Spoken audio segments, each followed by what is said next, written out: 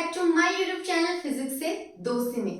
और दोस्तों, आज आपका 11th क्लास का सबसे इम्पोर्टेंट टॉपिक आने वाला है इस वीडियो में, इसलिए एंड तक जरूर देखिए। अब से आपके क्लास 11th एंड क्लास 12 के हर एक चैप्टर का कंटेंट आपको मिलेगा हमारे चैनल फिजिक्स से दोस्ती में, ठीक है। तो आज की क्लास में हम पढ़ने वाले 11th क्लास का फर्स्ट मोस्ट चैप्टर, उसका नाम है सेट्स, ठीक है। सेट क्या होता है, देखिए, अगर मैं सेट की डेफिनेशन पे जाऊं तो सेट क्या बोलता है? A collection of well defined object that are distinct are known as set. अच्छा, चलो मान लेते हैं कि मेरे पास कोई एक कलेक्शन है।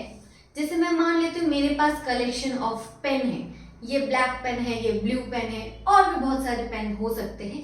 उन सबको मैं कलेक्ट कर लेती हूँ, ठीक है। ये कलेक्शन हो गया मेरे पास। अब डेफिनेशन क्या बोल रही है कि वो वेल डिफाइंड होना चाहिए। उसके अंदर जो भी मेरा कलेक्शन है, जैसे दो पेन थे, ये मेरे क्या होंगे? ऑब्जेक्ट्स कहलाएंगे, ठीक है। अब इस कलेक्शन के अंदर जो भी चीजें होंगी मेरी, वो सब डिफाइन होनी चाहिए। मतलब जो ये हर एक ऑब्जेक्ट जो है वो मेरे कलेक्शन में आना चाहिए और उसका कुछ मीनिंग तो होना ही है, इसका मतलब। और साथ ही साथ वो डिस्टिंक्ट, मतलब अलग अलग भी होने चाहिए। जैसे मैंने कलेक्शन बनाया इसका और इसका। अब मेरे कलेक्शन में दो पेन आ गए। अब पेन, तो मेरे कलेक्शन में ये वाला पेन क्या बोल रहा है? मेरा कलेक्शन एक पेन है। अब ये वाला दूसरा वाला जो है मेरे पास पेन, वो भी एक कलेक्शन है पेन का ही, है ना। तो दोनों के दोनों ऑब्जेक्ट जो मेरे कलेक्शन में थे, उसको मैं क्या बोलूंगी? Well defined objects. अब जो ये पहला वाला ऑब्जेक्ट और सेकेंड ऑब्जेक्ट है, दोनों आपस में क्या है? अलग अलग है। ये ब्लैक पेन है और ये ब्लू पेन है, लेकिन मेरा जो कलेक्शन था वो पूरे पेन का था, मार्कर्स का, जो भी आपको बोलना है, ठीक है।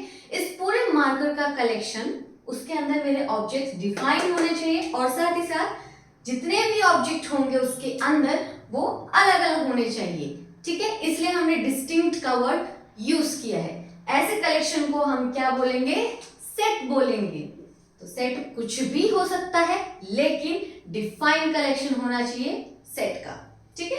अब जैसे मान लेते हैं कि वेल डिफाइंड कलेक्शन, आप देखिए क्या हो सकता है? Odd natural number less then 10, okay fine. Odd natural number जो 10 से छोटे हैं, कौन कौन से ऑड नंबर है जो नेचुरल भी है और साथ ही साथ 10 से छोटे हैं? 1, ओके, 1 है, 3 है, 5 है, 7 है और 9 है। मेरे कलेक्शन के अंदर 1 2 3 4 5 ऑब्जेक्ट्स आ गए। अब ये सारे 5 ऑब्जेक्ट्स एक कलेक्शन बना रहे हैं और वेल डिफाइंड ऑब्जेक्ट्स है। मतलब ये 1 ऑड नेचुरल नंबर है, यस, जो कि 10 से छोटा है। ये कंडीशन को सेटिस्फाई करती है। मतलब इस सेट के अंदर जो भी मेरे एलिमेंट होंगे या फिर ऑब्जेक्ट होंगे, वो सारे एलिमेंट मेरे कलेक्शन में डिफाइन होने चाहिए। तो हर एक एलिमेंट जो भी इसके अंदर है वो सब डिफाइन है और आपस में अलग अलग है, ठीक है। ये थी हमारी एप्लीकेशन ऑफ डेफिनेशन, ठीक है। अब इसमें एक और चीज आ जाती है कि हम सेट को कैसे रिप्रेजेंट कर सकते हैं। हम सेट को कैपिटल लेटर से डिनोट कर सकते हैं। जैसे ये हमारे पास इंपॉर्टेंट नोट्स है कुछ। पहला वाला जो है आपके पास नोट, देखिए क्या है? Set are generally denoted by capital letters. जो भी हम कलेक्शन बनाएंगे वो कैपिटल लेटर से डिनोट करते हैं। तो मैं इसका सेट जो हम अपने पास आया था, उसको मैं क्या कर सकती हूँ? करली ब्रैकेट में और कैपिटल लेटर से डिनोट करके अपना सेट बना सकती हूँ, ठीक है। तो ये बन गया मेरा एक सेट जो कि वेल डिफाइंड कलेक्शन है, ठीक है। अब जैसे वॉवल्स इन इंग्लिश अल्फाबेट, आपको पता है कि इंग्लिश अल्फाबेट में 5 वॉवल्स होते हैं। तो चलो एक और सेट बना देते हैं, A-E-I-O-U। ये सारे 5 के 5 एलिमेंट जो कि वेल डिफाइंड है और अपने आप में अपने से अलग अलग है।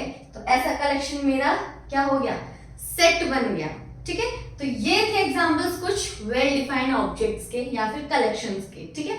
इसके अंदर जो ये एलिमेंट्स दिख रहे हम उसको ऑब्जेक्ट बोलते हैं, एलिमेंट बोलते हैं या फिर मेंबर बोलते हैं। किसका मेंबर? सेट का मेंबर, या फिर एलिमेंट सेट का, या फिर ऑब्जेक्ट सेट का, ठीक है।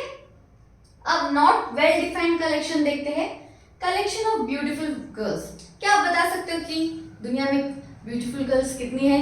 नहीं बता सकते, क्योंकि एक से ज्यादा बहुत खूबसूरत लड़कियां हैं अपने इंडिया में। तो हम ऐसे नहीं बोल सकते कि ये खूबसूरती का जो कलेक्शन है वो इतना ही है, नहीं, हो सकता है उससे ज्यादा भी हो। इसलिए हम इसके अंदर जो भी कलेक्शन आएगा ना वो डिफाइन नहीं कर पा रहे हम कि ब्यूटीफुल गर्ल्स को ये ही बोला जाता है, नहीं। इसलिए ये एक वेल डिफाइंड कलेक्शन नहीं है, ठीक है। Collection of fat people. अच्छा, आप ये बता सकते हैं कि कितने लोग मोटे हैं? अगर मैं उसका कलेक्शन बनाऊं या फिर, तो आप बता सकते हैं कि मोटे का कोई डेफिनेशन है कि हाँ वो 50 केजी है या फिर 90 केजी है या फिर 150 केजी है? नहीं पर्टिकुलरली बता सकते ना कि वो फैट कितना है। हो सकता है वो अपने आप को 60 केजी में भी फैट मानता हो, ऐसा हो सकता है, माइंड पे डिपेंड करता है। लेकिन इसके अंदर जो भी मैं कलेक्शन बनाऊंगी, जो भी एलिमेंट आएंगे मेरे सेट में, वो डिफाइन नहीं होंगे, तो मैं इसके कलेक्शन को सेट ही नहीं बोल पाऊंगी, ठीक है। समझ में आया? ये आपका वेल डिफाइंड था और नॉट वेल डिफाइंड कलेक्शंस का एग्जाम्पल, ठीक है। नेक्स्ट जो इंपॉर्टेंट नोट है वो हमें बहुत बेसिक से और बहुत ध्यान से पढ़ना है, क्योंकि इसी से हम आगे बढ़ेंगे, ठीक है। जो सेट्स थे वो कैपिटल लेटर से डिनोट होते हैं, और उसके अंदर जो एलिमेंट अभी बताया मैंने, ये सारे जो ऑब्जेक्ट्स है वो एलिमेंट है अपने सेट के, ठीक है। तो ये सारे एलिमेंट को हम स्मॉल लेटर से भी डिनोट कर सकते हैं। जैसे यहाँ पर कैपिटल लेटर से हमने डिनोट किया सेट को, लेकिन उसके अंदर जो भी एलिमेंट्स थे उसको मैंने स्मॉल लेटर से डिनोट किया था, ठीक है। ये अपना सेकंड वाला नोट था।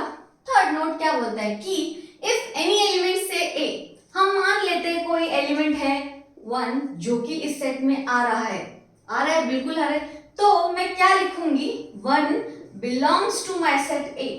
ये जो सिंबल है वो बिलोंग का सिंबल है, ठीक है।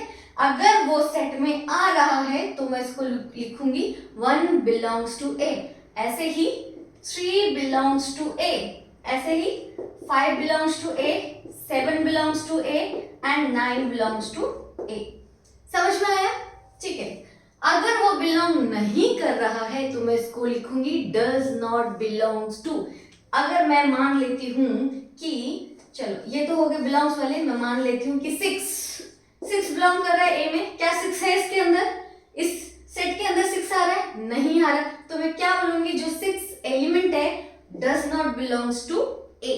दैट मीन्स ये जो 6 एलिमेंट है इस ए में नहीं आ रहा है। अच्छा, ये बी वाला सेट देखो, अगर मैं इसमें बी लिखूं, स्मॉल बी, क्या मेरे कैपिटल बी में आ रहा है? ये स्मॉल बी है, क्या इसमें स्मॉल बी है जो मेरे कैपिटल बी में आ रहा है? मतलब मेरे सेट में आ रहा है कि नहीं आ रहा है? चलो देखते हैं कि इसमें तो बी है ही नहीं, तो इसका मतलब ये जो बी एलिमेंट था वो मेरे सेट में बिलोंग नहीं कर रहा है, बिल्कुल नहीं कर रहा है, ठीक है। अब देखिए नेक्स्ट क्या है? सिंबल्स।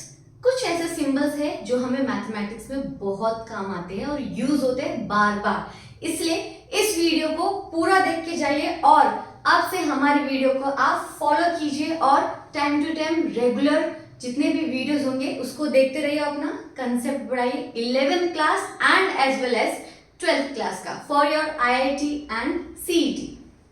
ओके, ये कौन सा सिंबल है? इसको हम बोलते हैं इम्प्लाइज वाला सिंबल, ठीक है। ये अभी अभी मैंने बताया, इसको क्या बोलते हैं हम? इसको क्या बोलते हैं? Belongs to, belongs to. अब ये ए कंटेन कर रहा है बी में, ठीक है। ए कोई सेट है, बी कोई सेट है, तो ए बी के अंदर आ रहा है तो इसको हम क्या बोलेंगे? कंटेन, ठीक है, या फिर सबसेट जो हम आगे पढ़ेंगे, ठीक है। ये कौन सा है? अगर वो बिलोंग कर रहा है तो ये जो स्लैश उसने कट किया उसको क्या बोलते हैं? Does not belongs, does not belongs to, does not belongs to, ये मेरे सिंबल है। ये सिंबल हर एक फॉर एवरी मतलब हर एक एक्स के लिए वैलिड होता है, तो इसका मतलब मैं इसको बोलूंगी फॉर एवरी। इसका मतलब कोई भी मेरा सेट में एलिमेंट है वो क्या बोल रहा है, हर एक के लिए पॉसिबल है। तो ये कंडीशन हम कुछ एग्जाम्पल लगा सकते हैं, ठीक है। ये क्या है, देयर एग्जिस्ट, इसको बोलते हैं देयर एग्जिस्ट, ओके। नेक्स्ट है अपना एंड वाला सिंबल, एंड, ठीक है। और नेक्स्ट है अपना जो कि अपने सेट में बहुत ज्यादा इंपॉर्टेंट है, ये जो स्लैश है और ये जो दो डॉट्स है इसको हम बोलते हैं सच दैट, इसको बोलते हैं सच दैट, या फिर शॉर्ट फॉर्म में s.t, सच दैट। ये अपने रिप्रेजेंटेशन ऑफ सेट में काम आएंगे, ठीक है। अब हम देखते हैं सेट्स के रिप्रेजेंटेशन। सेट हम दो तरीके से रिप्रेजेंट कर सकते हैं। पहला तरीका रोस्टर फॉर्म या फिर टेबुलर फॉर्म। देखते हैं कि रोस्टर फॉर्म और या फिर टेबुलर फॉर्म क्या होता है। और दूसरा रिप्रेजेंट करने का एक सेट को होता है सेट बिल्डर फॉर्म। ये दो टाइप के फॉर्म होते हैं अपने पास सेट को रिप्रेजेंट करने के लिए, ठीक है। तो फर्स्ट वाला फॉर्म क्या है अपने पास, रोस्टर फॉर्म, या फिर उसको बोल सकते हैं टेबुलर फॉर्म, ठीक है, या फिर लिस्टिंग मेथड भी बोल सकते हैं जो आपने 9th या 10th क्लास में पढ़ा होगा। In roster form all elements of set are enclosed within brackets and each element is separated by commas।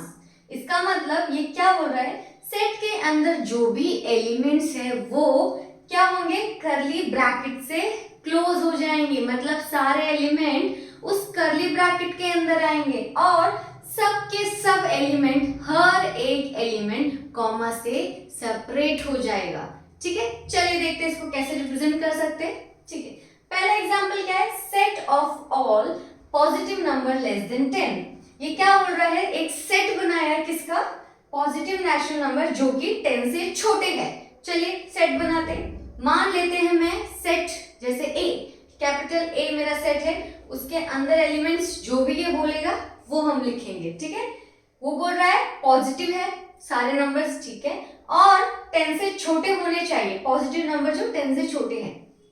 Positive मतलब 1 2 3 4 5 6 7 8 9।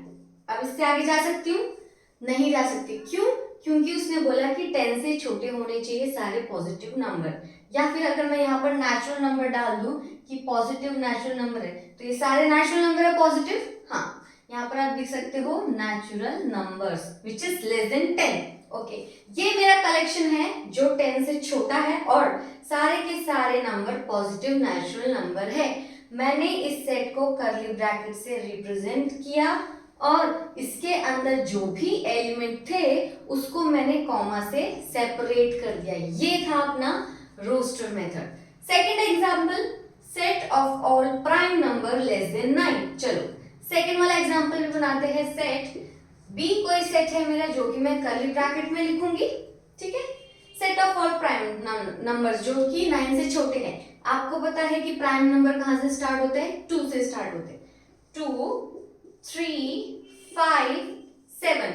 उससे आगे है क्या प्राइम नंबर, नहीं, उससे आगे मेरा प्राइम नंबर 11 हो जाता है जो कि मुझे क्या चाहिए, 9 से छोटा चाहिए, जो कि मेरा सेट यहीं तक ही समाप्त होता है, ठीक है।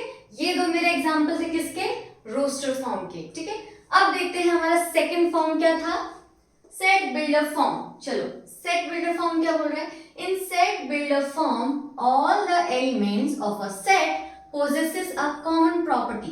मतलब सेट के अंदर जो भी एलिमेंट्स होंगे वो एक कॉमन प्रॉपर्टी होल्ड करेंगी। मतलब सारे जो भी अपना सेट होगा उसके अंदर जो भी एलिमेंट्स होंगे वो कोई ना कोई एक कॉमन प्रॉपर्टी देगा आपको, तभी ये बता सकते हैं कि उसके अंदर जो एलिमेंट्स आए वो एक ही के अंदर आ रहे हैं, ठीक है।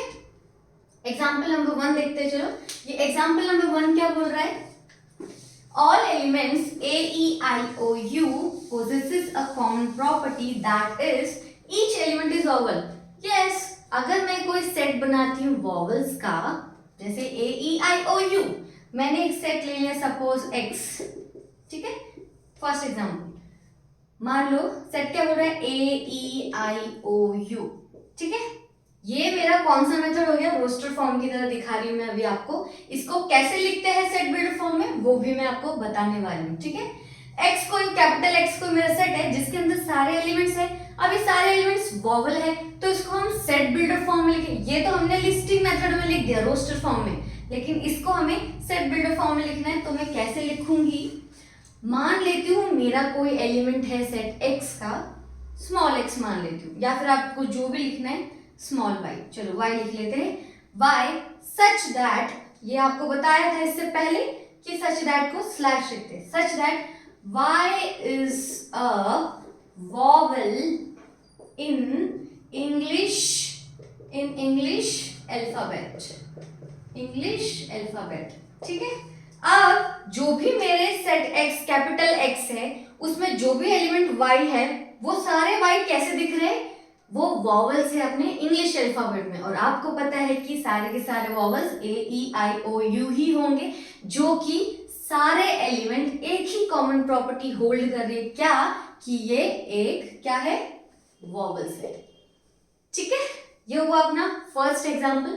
Second example, set of all x small x such that x is a natural number and x कहां से कहां तक लाई कर रहा है, 4 और 9 के बीच में लाई कर रहा है। ये इनइक्वालिटी का साइन है, मतलब x बड़ा है 4 से और x छोटा है 9 से, ठीक है। इसका मतलब 4 से बड़ा और 9 से छोटा, तो कहीं ना कहीं होगा 5 6 जो भी होगा वो देखते हैं, ठीक है। तो हम दूसरा सेट बनाते हैं, सपोज फिर से कैपिटल X जो भी आपको लेना है, ठीक है।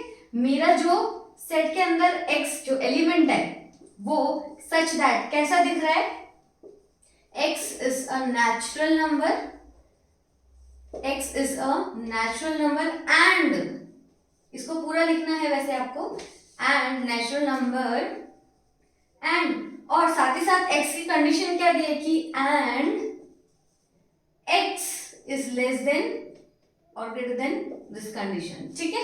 जो भी कंडीशन दी है आपको उस पूरे करली ब्रैकेट के अंदर जो भी उस एलिमेंट की कॉमन प्रॉपर्टी होगी वो लिखनी है, चाहे वो 1 हो 2 हो 3 हो कितनी भी हो, ठीक है। और अगर उस प्रॉपर्टी को आप कंबाइन कर सकते हैं तो और भी अच्छी बात है, ठीक है। लेकिन यहाँ पे मैं कंबाइन नहीं कर सकती थी क्योंकि x 4 और 9 के बीच में कितने भी आ सकते हैं, लेकिन ये बोल सकती हूँ कि वो एक नेचुरल नंबर है। अगर मैं इसका ये रोस्टर फॉर्म निकालूं तो बता सकते हैं आप मुझको, हाँ, कैपिटल X के एलिमेंट्स कैसे दिख रहे हैं, X एक नेचुरल नंबर है, मतलब नेचुरल नंबर जो 4 से बड़े हैं, 5 6 7 8, क्या 9 आएगा, नहीं आएगा, क्यों, क्योंकि X छोटा है 9 से। अगर वहां पर इक्वल का साइन होता तो मैं अपने सेट में 9 रख सकती थी, लेकिन वहां इक्वल का साइन है, वहां पे लेस देन का साइन है। इसका मतलब X छोटा है 9 से, तो 8 तो छोटा है 9 से और 5 बड़ा है 4 से, जो कि मेरे सेट को सेटिस्फाई करता है। मतलब सारे एलिमेंट कुछ इस तरीके से दिखेंगे अपने सेट में, ठीक है। अगर आपको ये वीडियो अच्छी लगी तो प्लीज हमारे चैनल को सब्सक्राइब कीजिए और लेटेस्ट अपडेटेड वीडियोस देखना मत भूलिएगा। आज से आपका क्लास 11 का सेट चैप्टर स्टार्ट हो चुका है। रेगुलर अपडेट्स कनेक्ट रहिए इसके साथ और देखते रहिए। Thank you.